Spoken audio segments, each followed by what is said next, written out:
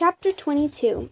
Sharing a room with Iggy was kind of like having a congested warthog for a roommate, but Sophie didn't mind.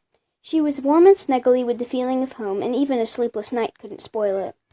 Grady and Adeline promised to check on Iggy during the day to make sure he was okay, and Sophie left for Foxfire not even caring that it was Thursday, and she had another humiliating PE session ahead of her. "Who's ready for the Ultimate Splotching Championship?" Sir Caton asked as the mentors strode into the amphitheater carrying huge sacks of tiny, brightly colored balls. Everyone cheered.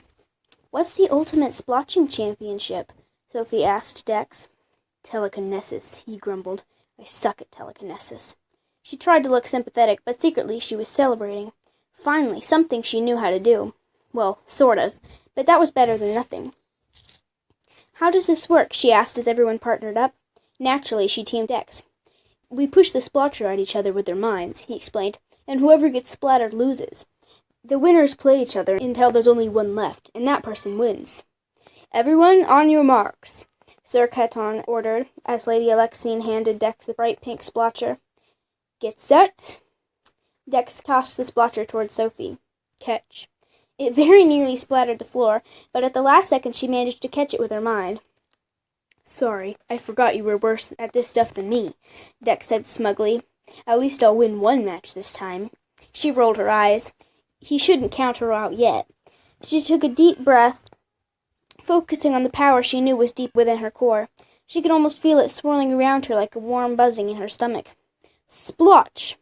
Sophie pushed the warmth out through her fingers and sent it toward the splotcher. Splat!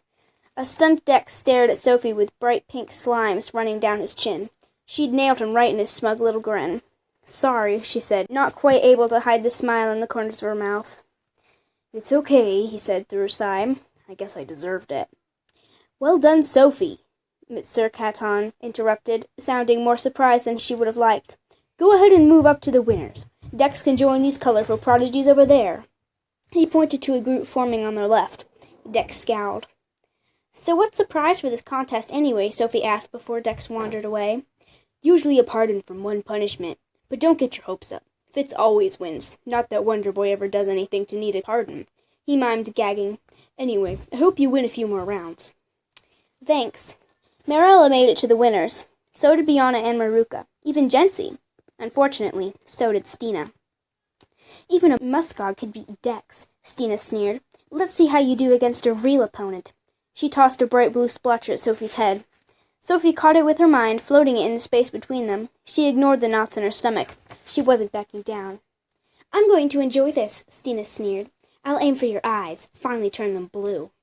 Sophie gritted her teeth. She didn't care how she did it, but Stina was going down. "Get set," Sir Caton called. "Splotch!" Sophie threw her hands out, pulling a bigger burst of strength from her gut as she shoved it at the splotcher. Splat! "Ow!" Stina screamed, rubbing her slimy blue cheek. "Sorry," Sophie said, her eyes wide. "Had you pushed too hard?" "No reason to apologize," Lady Alexine corrected. "Well done, Sophie. I haven't seen such raw telekinetic power in a long time." Sophie flushed. That was the first compliment Lady Alexine had ever given her.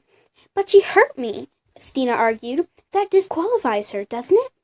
"I didn't mean—" Sophie started to explain, but Lady Alexine held up her hands. "You didn't do anything wrong. If you're hurt, Miss Hex, go to the healing center. Either way, Sophie won fair and square." Marilla caught her eye and pumped her arms in victory. Sophie's face felt hotter, especially when she noticed the other prodigies cheering for her. Did they actually think she'd taken Stina down? "As for you, Miss Foster," Lady Alexine added, "I think it might be a good idea to put you at the level 3 so your opponents can match your mental strength." Since when did you have the mental strength to face off against older students with a lot more training and experience? She'd been ahead around humans, of course, but here she felt so far behind it wasn't even funny. Was she starting to catch up? It seemed like she was. She took out the level 3s in duel after duel, and before she knew it what was happening, there were only 9 other prodigies left. "Level 2 making it to the top 10, Keith said behind her. He flashed a crooked grin. "And you said you weren't mysterious." She stared at her feet to hide her blush. "Must be beginner's luck." Keith snorted.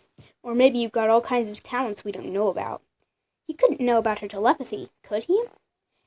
Look who went pale again. "Interesting," he murmured. She opened her mouth to make some excuse, but he cut her off. "I have a feeling you will be the one to take down the mighty Fitz." Sophie froze. She wasn't surprised that Fitz was still in the competition, especially after Dex's earlier grumblings, but it hadn't occurred to her that she might have to battle him. Her palms slicked with sweat, but she shook the idea away. What were the odds that she could beat a bunch of older, much more experienced prodigies? Evidently, the odds were good. Soon enough, she was in the final four. Her, Fitz, and 2 level 6s named Trella and Dempsey. Everyone seemed as surprised as she was, even the mentors. Sir Caton paired Fitz against Trella, and Sophie toyed with the idea of not even trying her match with Dempsey, so she wouldn't have to face Fitz. But then she caught the hopeful look on Stina's face and found a new determination to win. Splotch! Dempsey was fast on the draw, and the splotcher was halfway to her face before she stopped it. She locked her jaw and threw out her hands, pushing with every bit of strength she could muster. Her stomach cramped up when the splotcher splattered so hard it knocked Dempsey back a step. "That hurt!" He rubbed his cheeks, smearing the orange goo. She rushed toward him. "Sorry, are you okay?"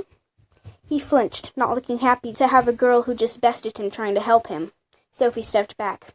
"Winner," Lady Alexine announced, and Sophie spun around. Fitz waved to the cheering crowd before he turned and met her eyes. Her heart fluttered. "It appears we have reached our final battle," Sir Caton announced. "I think it's safe to say that this is the most unusual match we've had in Foxfire history. Are the competitors ready?" Fitz stepped toward Sophie with a smug smile. "I am." Me too."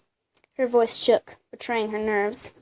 "Go Fitz!" Biana shouted. Her voice hid an edge that made Sophie wonder if Biana wanted her to lose more than she wanted her brother to win.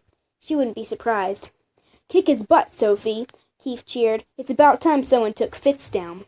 "Some best friend you are," Fitz shouted, but he said it with a smile. "Any preference on splotcher color?" Sir Caton asked. "Pink, pink, pink. Make Fitz look pretty in pink." Everyone joined Keith's chant. Sophie glanced at Fitz, trying to read his expression. He grinned.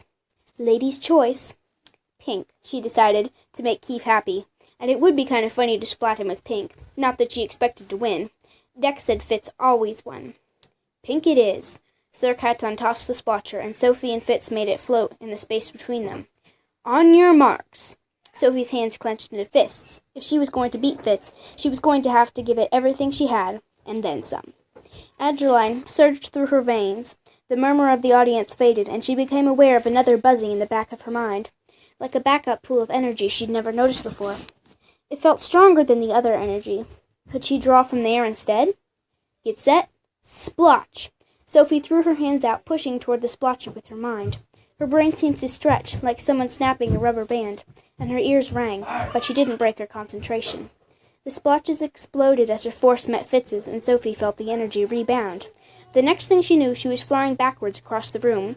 She caught the surprised look in Fitz's eyes. The same phenomenon happened to him.